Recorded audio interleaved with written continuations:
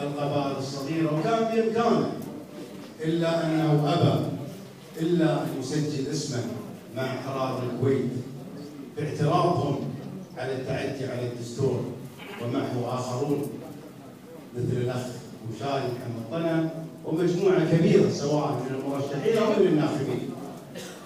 أنا قبل ما أتكلم عن المقاطعة بس بدي أعرج على تصريح رئيس مجلس الوزراء جابر المبارك. الشيخ جابر المبارك ما يطلع بالتصريحات الرنانة إلا إذا تم انتهاك الدستور. تصريحه الشهير في 86 بعد حل المجلس، هذا الأول. وله تصريح آخر بعد التحرير كل أهل الكويت يعرفونه. وله تصريح الآن اللي هو أمس طلع عبر وسائل الإعلام.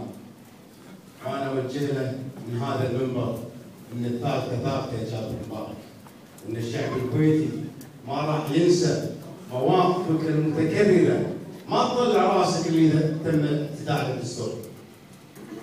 فيما يخص المقاطعة يا اخوان، لماذا نقاطع؟ اعتقد الكل اشبع بالاسباب، يمكن الاخوان اللي سبقوني يتكلموا واسهوا في هذا الموضوع، لكن يعني اوجزها باختصار. اليوم مرسوم الصوت الواحد يفترض ان الان ناخذ براي المستشار الامير، المستشار القانوني لصاحب السمو واقرب شخص لسمو الامير.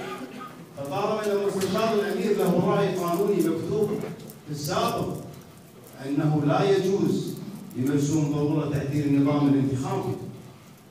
والشواهد كثيره.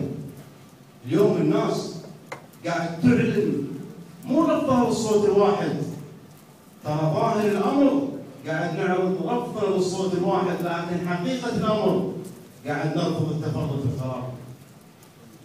حقيقة الأمر إن قاعد نرفض التفرد في القرار. جونا وقالوا إن والله هذه الأقليات وكانوا يسوقون وهذه سببت ضربة الوحدة الوطنية. أنتم تعرفون من ضربة الوحدة الوطنية، مو مرسوم الصوت وأربع أصوات، أنتم تعرفون والشعب يعرف منو اللي ضرب الوحدة الوطنية. اليوم حديث الناس دليل فشل انتخابات 1/12. اليوم حديث الناس شنو؟ اتحدى اي واحد في اي دائره يتحدث ان فلان ناجح او فلان ساقط او فلان سوف ينافس في الانتخابات او فلان لا ينافس. كل حديث الناس في الدواوين عن نسبه المقاطعه. لذلك اذا كانوا يدعون ان الشعب الكويتي سيقبل بانتهاك الدستور، لا نقول لا.